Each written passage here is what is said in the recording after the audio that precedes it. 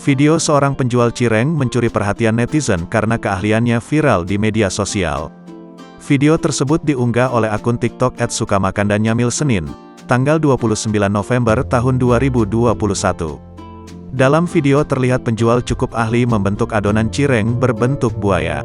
Dalam proses pembuatan tersebut, pemilik akun memberikan keterangan meskipun tidak pakai sarung tangan tapi tetap dibuat dengan higienis. Tidak hanya bentuk cireng yang membuat para warganet takjub, namun harga cireng yang hanya dengan Rp1.000 saja orang-orang sudah bisa menikmati cireng dengan bentuk hewan. Bapak penjual cireng berbentuk hewan bisa dijumpai di alun-alun Jember.